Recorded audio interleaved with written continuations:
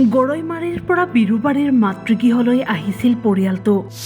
আলহী খাই ঘৰলৈ উভতিব লওঁতেই এটা প্ৰচণ্ড শব্দ। ট্ৰেন্সফৰ্মাৰ বিস্ফোৰিত হৈ একেটা পৰিয়ালৰে 4জনকৈ লোক অগ্নিদগ্ধ।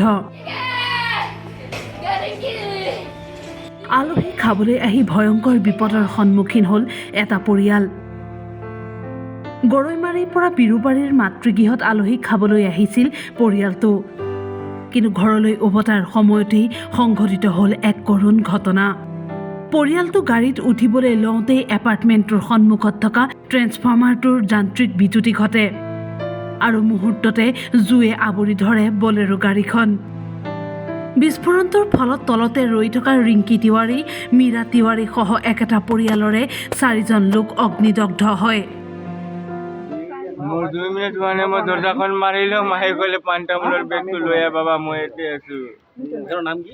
শনি জয়টোৰ নাম হ'ল ৰোহিত আলী, মোৰ ৱাইফৰ নাম হ'ল ৰিংকি তিৱাৰী, মোৰ মাজু ল'ৰাটোৰ নাম হ'ল নিশান তিৱাৰী, সৰু ছোৱালীটোৰ নাম হ'ল মীৰা তিৱাৰী। তেওঁলোকে 4টাই গোটেই জ্বলিছে। 4জন পুৰা জ্বলিছে। হয়। সৰু ল'ৰাকেইটাৰ বয়স কিমান আছিলে?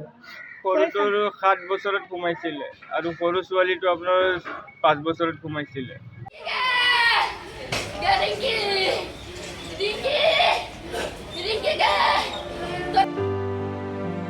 আহত 4গৰাকী লোকক গুৱাহাটী চিকিৎসা মহাবিদ্যালয় হাস্পতালত ততাতৈয়াকৈ ভৰ্তি কৰোৱা হয়। জানিব পৰা মতে মাতৃ আৰু কন্যাৰ অৱস্থা অতি সংকটজনক।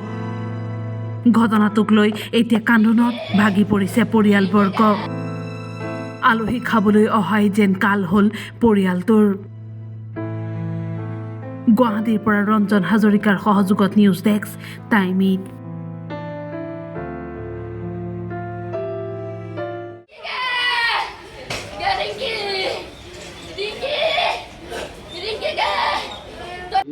মোৰ 2 মিনিট হোৱা নাই, মই দৰ্জাখন মাৰিলোঁ, মাহি ক'লে 5টা মূলৰ বেগটো লৈ আহ বাবা, মই ইয়াতে আছোঁ। নাম কি?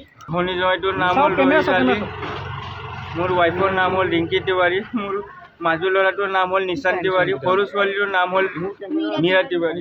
তেওঁলোকে 4টাই গোটেই জ্বলিছে। 4জন পুৰা জ্বলিছে। হয়। সৰু ল'ৰাকেইটাৰ বয়স কিমান আছিলে? সৰুটোৰ 7 বছৰত সোমাইছিলে আৰু সৰু ছোৱালীটো আপোনাৰ 5 বছৰত সোমাইছিলে।